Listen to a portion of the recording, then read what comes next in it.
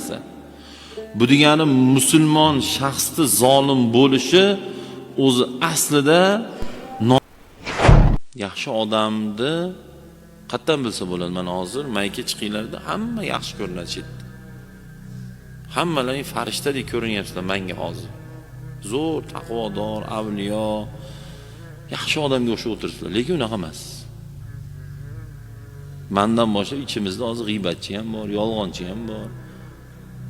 Ota-onasini xafa qiladigan ham bor, kelinni xorlaydigan ham bor. O'tiraveradi bu joy namoz kirsa o'tiraveradi.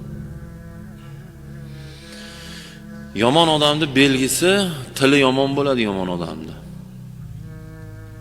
Hoji bo'lsa ham, domla bo'lsa ham, qori bo'lsa ham, mulla bo'lsa ham, imom bo'lsa ham, eshon taqsir bo'lsa ham, kim bo'lsa ham tili yomon bo'ladi yomon odamning belgisi. Shunda o'zingizni bilib olaylik. Bemalol so'kinyapsizmi, siz yomon odamsiz. Ilgarigi umradan kelgan bo'lsiz ham. Kipora Qur'on yodlagan bo'lsangiz ham tilingizdan yomon gap chiqyaptimi, biling siz yomon odamsiz. Nimaga? Luqmon Hakimning gaplari bor-da. Til qalbni cho'michi deganlar. Qozonda bori cho'michga chiqadi. Achchig'i kelganda, nervi qo'ziganda, yomon gap gapirib boryaptimi, uni qalbida bor shu gap. Bo'lmaganda chiqmas edi. Yotibdi o'sha gap. Achchig'i kelganda ham, har qanday holatda ham tiliga yomon gap kelmayaptimi, biling u qalbida yo'qdi u. Qozonda go'sht bo'lmasa cho'michga chiqmaydi u. Ming qo'ylagan bilan. Ming asabiga teging, yaxshi odamni tiliga yomon gap kelmaydi, so'kinmaydi hech qachon. Nimaga yo'qdi u, so'kina olmaydi. Masalan, hozir qalbingizda yasin yo'q bo'lsa o'qib bering desam, o'qib bera olmaysiz-ku. O'qib bera olasiz. Qayerda o'qib berasiz? Siz yasinni o'qib berishingiz uchun u qalbingizda bo'lishi kerak, yodlagan bo'lishingiz kerak. Mayta bo'lish kerak. Shuni uni aytib bera olasiz.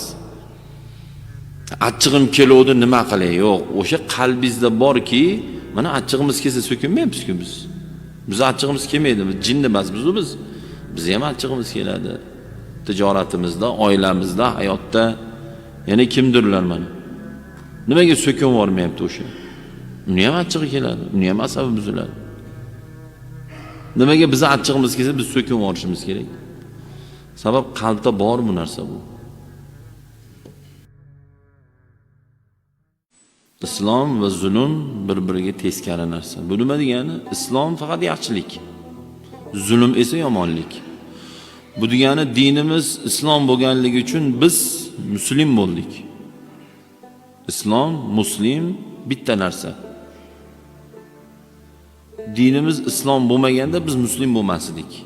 Alhamdulillah, dinim islom, Robbim Alloh, payg'ambarim Muhammad alayhissalom, kitobim Qur'on, qiblam Ka'ba, do'stim Umar, Ali, Usmon, Umar radhiyallohu anhular deb bolachalar yodlatishyapti-yu.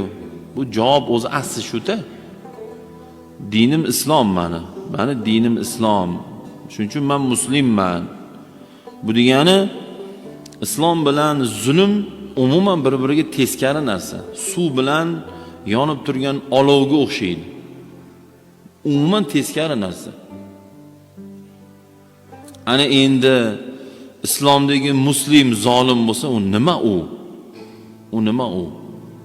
Hozir bitta ko'mir yo yonadigan narsa yonib tursa, hayron qolmaymiz, yonyapti deymiz.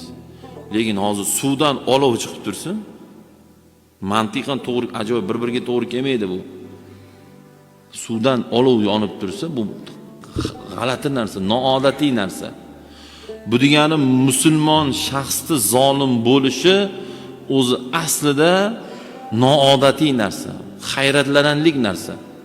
Lekin bugungi kunda zolimlar o'zi musulmonlar bo'lib ketganligi uchun bugun oddiy qolib qoldi. Zulmlarning turi juda ko'p. Nimaki ish bilan farqi yo'q, gap bilan, qiliq bilan, qarash bilan, moddiy, jismoniy, ma'naviy nima zarar yetkazsak, bu zulm bo'laveradi bu.